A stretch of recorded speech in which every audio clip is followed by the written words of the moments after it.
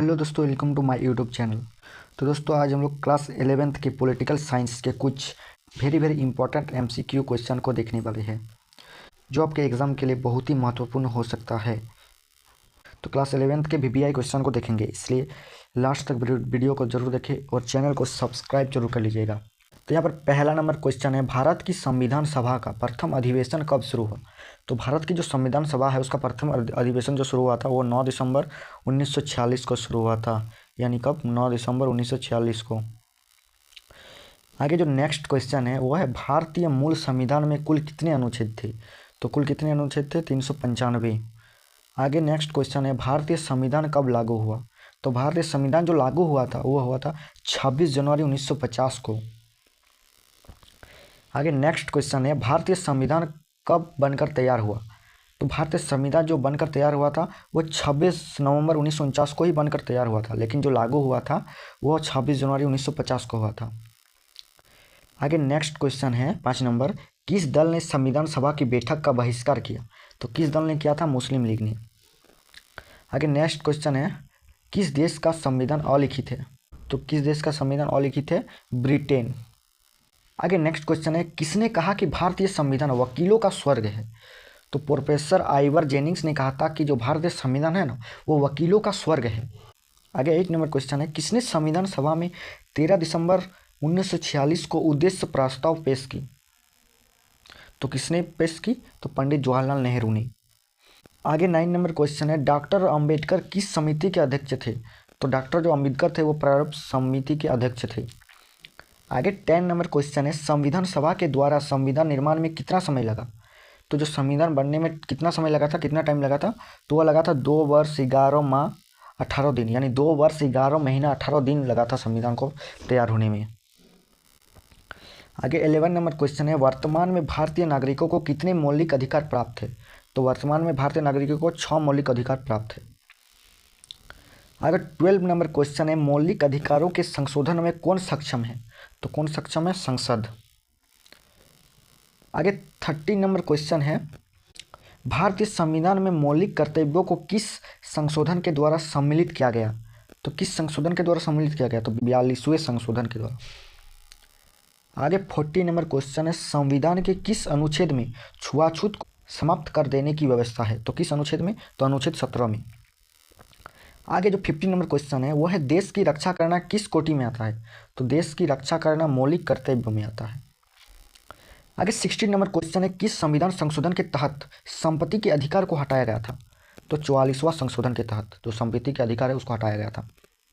आगे 17 number question है, राष्ट्रीय मानव अधिकार आयोग का गठन कब हुआ? तो वह हुआ था 1993 को। आगे 18 नंबर क्वेश्चन है, संविधान का 42वां संशोधन कब हुआ? तो संविधान का 42वां संशोधन 1976 का हुआ था। 19 नंबर क्वेश्चन है, मोतीलाल नेहरू समिति ने अधिकारों के घोषणा पत्र की मांग कब उठाई थी? तो मोतीलाल नेहरू समिति ने अधिकारों के घोषणा पत्र की मांग उठाई थी 1928 में।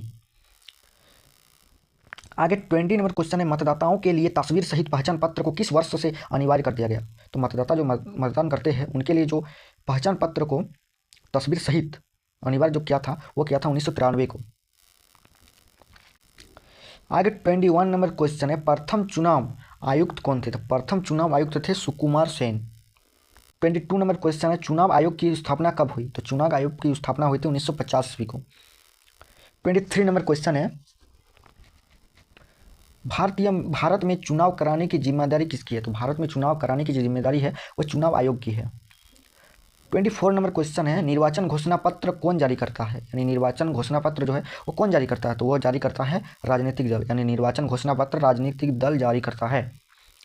25 नंबर क्वेश्चन है, राजनीतिक दलों को कौन मान्यता देता है? तो निर्वाचन आयोग देता है मान्यता।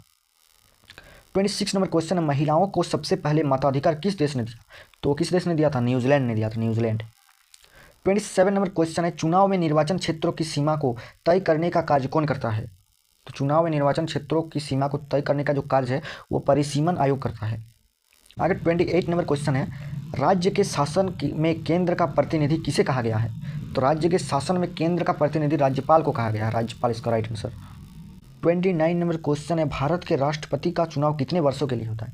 तो भारत के राष्ट्रपति का चुनाव 5 वर्षों के लिए होता है।